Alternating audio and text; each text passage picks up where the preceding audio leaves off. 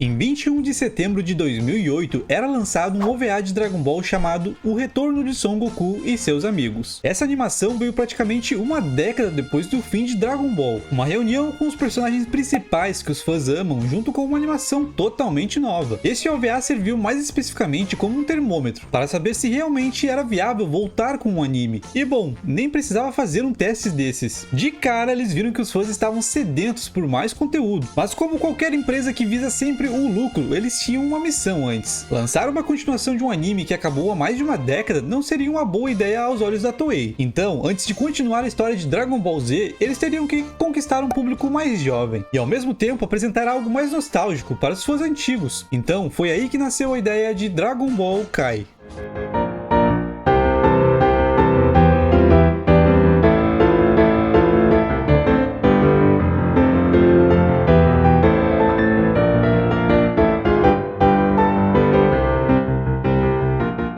Já vou começar dizendo que se você viu a versão de Dragon Ball Kai com um Sr. Popo Azul, bom, você com certeza viu a versão errada. Que coisa horrorosa! Sai daí, olha que coisa horrorosa, eu vou parar de filmar que tá tudo errado!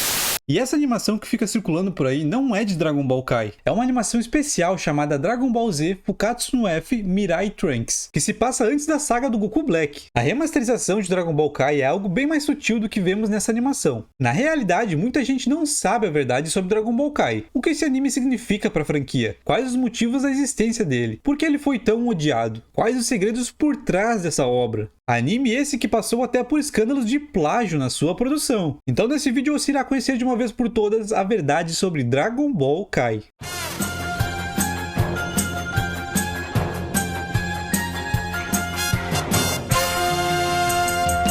O sucesso do OVA de 2008 mostrou que havia sim muito interesse do público em Dragon Ball. Já havia passado muito tempo desde o final do GT, onde teria acontecido a fadiga da franquia, que eu expliquei anteriormente no vídeo A Verdade sobre Dragon Ball GT. Em uma entrevista com o mentor e editor de Toriyama, chamado Kazuhiko Torishima, ele revelou que no final dos anos 2000, a Bandai do Japão estava tendo problemas para vender produtos relacionados a Dragon Ball. Afinal, Dragon Ball estava parado há algum tempo já. E por causa disso, Toriyama, Fuji TV e a Toei receberam uma abordagem para tentar produzir uma nova série de Dragon Ball. Já nessa época, a ideia já era captar novos fãs para a franquia. E logicamente, todos os envolvidos como Fuji TV, Shueisha e Toei querem a mesma coisa. O carinho dos fãs? Não, é dinheiro mesmo. E talvez esse seja o maior inimigo da obra durante grande parte do tempo. Mas diferente de Dragon Ball GT, dessa vez eles queriam um envolvimento maior do Toriyama. Mas quando esse projeto chegou até ele não estava interessado na época. Isso quer dizer que o que viria a se tornar Dragon Ball Super em 2015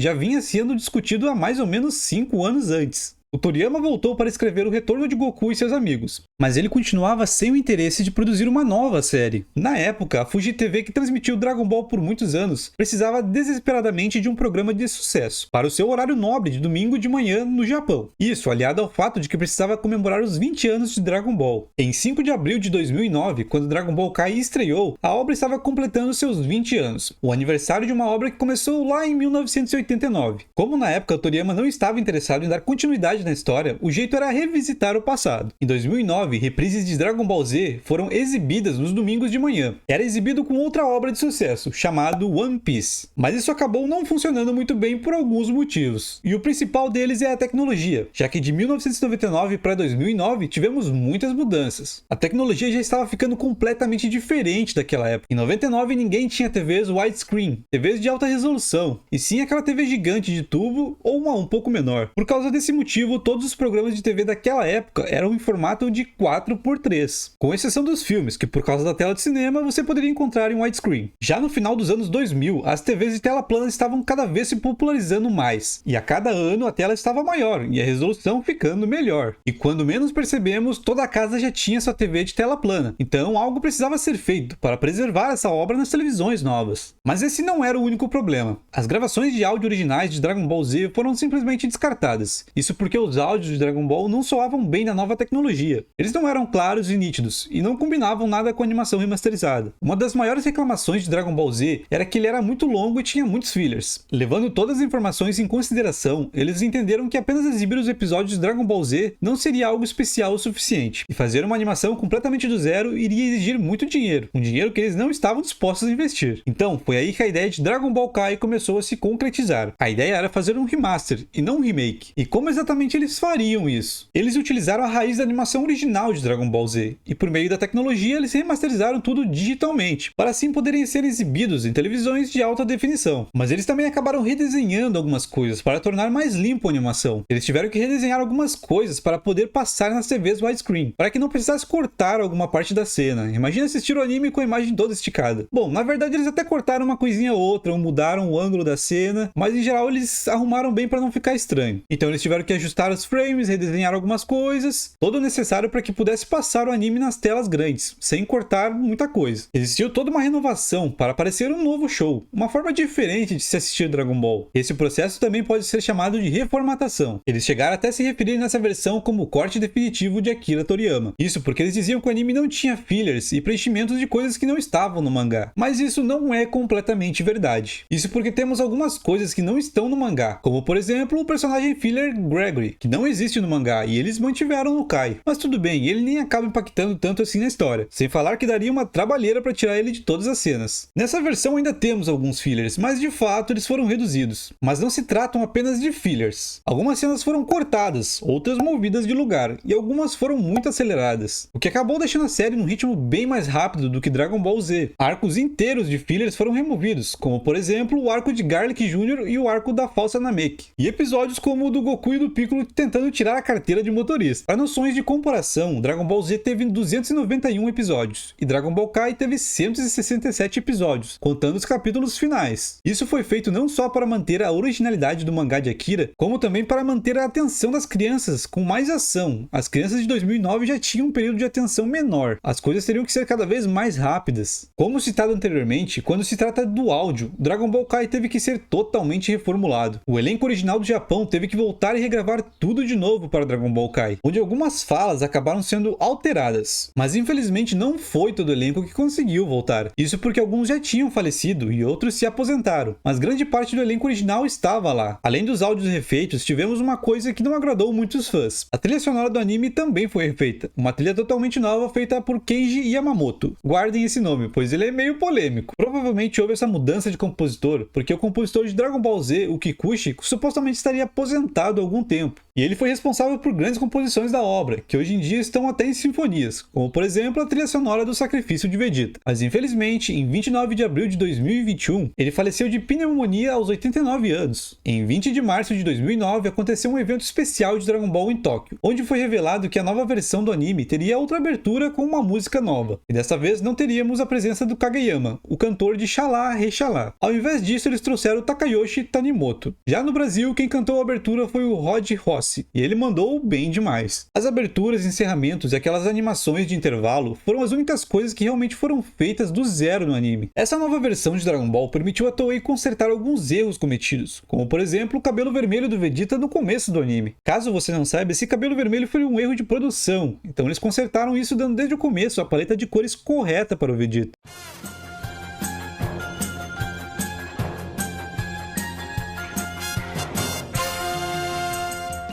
Uma das coisas que as pessoas mais escutam sobre Dragon Ball Kai é que ele é uma versão de Dragon Ball Z com menos violência, cheio de censuras e com coisas estranhas, como o Sr. Popo Azul. Algumas coisas são verdades, outras nem tanto. E como eu disse lá no começo, se você viu a versão do Sr. Popo Azul, você provavelmente viu a versão errada. Essas versões estranhas foram feitas exclusivamente para a Tonsai, do canal da CW. Por algum motivo muito esquisito, a CW estava com medo do Sr. Popo ser negro. O Japão de 2009 e o de 1989 são dois mundos completamente diferentes. A versão de 2009 trouxe visivelmente mais censura para o anime. Em Dragon Ball Z temos diversos momentos sangrentos, alguns até melhores do que no mangá. As censuras aconteceram por alguns motivos. Em primeiro lugar, os padrões de transmissão do Japão mudaram desde 1989, e isso não afetou somente Dragon Ball. Na cena que o Piccolo mata o Raditz e o Goku, em Dragon Ball Z é muito mais sangrenta, já em Dragon Ball Kai fica só aquela mancha na barriga. Na época, Dragon Ball Z passava às 7 horas da noite, durante as quartas-feiras, era o horário nobre da Fuji TV. Já Dragon Ball Kai passava às 9 horas da manhã, antes de One Piece. Então, essa questão dos horários de exibição foram sim levados em consideração na produção. Exibir cenas pesadas às 9 da manhã para crianças seria complicado. E sobre a versão que veio para o Brasil? Bom, precisamos esclarecer uma coisa. A versão do anime que foi transmitida no Japão se chama Dragon Ball Kai. Já a versão internacional é chamada de Dragon Ball Z Kai. E como o brasileiro é um povo de sorte, a versão que a Toei resolveu trabalhar no Brasil era a versão censurada dos Estados Unidos. Nos Estados Unidos, Dragon Ball Kai é distribuído pela Funimation. E quem transmitiu o anime na época foi o canal Nicktoons. E a pedido do próprio canal, a Funimation teve que adaptar o anime para o público-alvo, ou seja, as crianças. Praticamente todo o sangue foi removido, e quando tinha aparecia mais molho de cachorro-quente. Cenas violentas de luta foram retiradas ou substituídas por efeitos de imagem, entre outras diversas censuras. Essa censura que veio para o Brasil só não é pior que a da CW dos Estados Unidos, que passava na 4Kids. Mesmo assim, os americanos tiveram um pouco mais de sorte, isso porque eles ainda tiveram a versão sem censura do anime em Blu-ray. Já a gente ficou com a versão do Nicktoons mesmo.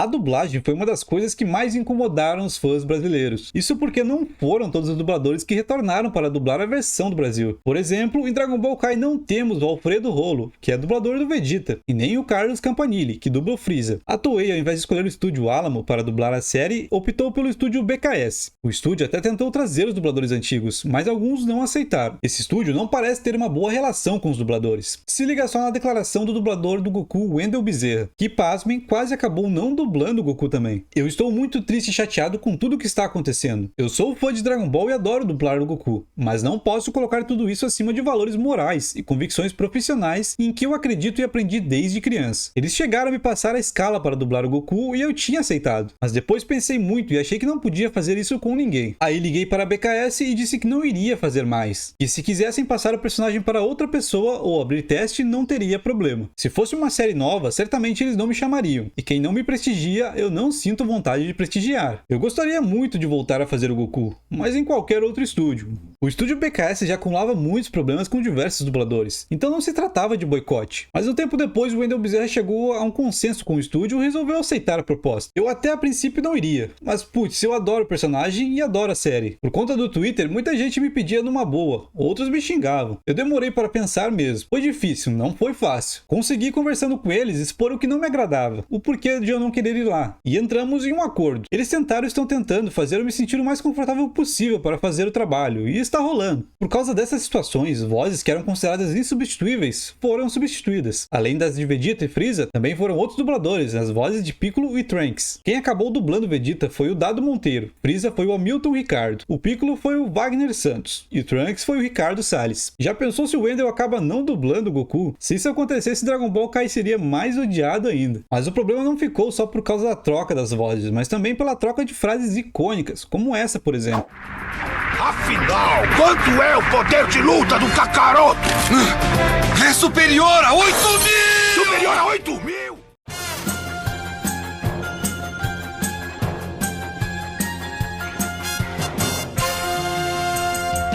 Como citado antes, Kenji Yamamoto foi o responsável pela trilha sonora de Dragon Ball Kai. Ele já trabalhava em Dragon Ball há muito tempo, não só na série como em alguns games. Só que ele cometeu o grande erro de pegar músicas existentes e fazer pequenas alterações, e ele lançava como se fossem de sua autoria, ou seja, plágio. Alguns fãs já sabiam que o Yamamoto fazia isso. Porém, em 9 de março de 2011, as coisas se complicariam um pouco mais. Data essa que a Toei publicou uma nota oficial em sua página, que viria chocar as pessoas. Nessa declaração, a Toei dizia descobrir diversas músicas que infringiam os direitos de terceiros. Falando de forma mais clara, eles descobriram que ele vinha fazendo plágios há algum tempo, não só em Dragon Ball Kai, como em alguns jogos que ele já fez parte do projeto. E após descobrirem isso, tanto as músicas dos jogos quanto dos episódios finais da saga Cell que estavam sendo lançadas, tiveram que serem refeitas, colocando as músicas antigas de Kikuchi, de Dragon Ball Z. E esse era o fim de Yamamoto na Fuji TV, ou em qualquer outro projeto relacionado a Dragon Ball. A partir daí, ele já não fazia mais parte do quadro de funcionários, centenários da Toei. Infelizmente eu não posso mostrar as músicas aqui, por causa de direitos autorais, mas se você tiver muita curiosidade você encontra facilmente no YouTube. Mas normalmente ele tirava músicas de grandes filmes, como Avatar, por exemplo, além de músicas dos anos 70 e 80. Então, entre os episódios 96 e 97 da saga Cell, a trilha sonora já tinha mudado, colocando as músicas antigas de Dragon Ball Z. Mas mesmo parecendo uma coisa boa, houveram muitas críticas, pois a trilha sonora de Kikuchi ficou meio deslocada no anime. Isso porque os cortes da cena do Kai eram diferentes de Dragon Ball Z, e acabou não se encaixando e nem combinando muito com a versão de Dragon Ball Kai. Então, a partir daí, todas as reprises de Dragon Ball Kai estavam sendo transmitidas com a trilha substituta. Nesse caso, a única maneira de você ver o Dragon Ball Kai com a trilha do Yamamoto é se você tiver os Blu-rays mais antigos, já que antes de dar toda essa confusão já haviam CDs sendo vendidos, se tornando talvez até um item raro. Não se sabe muito sobre os bastidores, mas o que se especula é que a Toei simplesmente estava morrendo de medo de ser processada pelos produtores de Hollywood e por outros músicos. Então eles optaram por tomar medidas drásticas, afastando Yamamoto e substituindo as trilhas de forma imediata.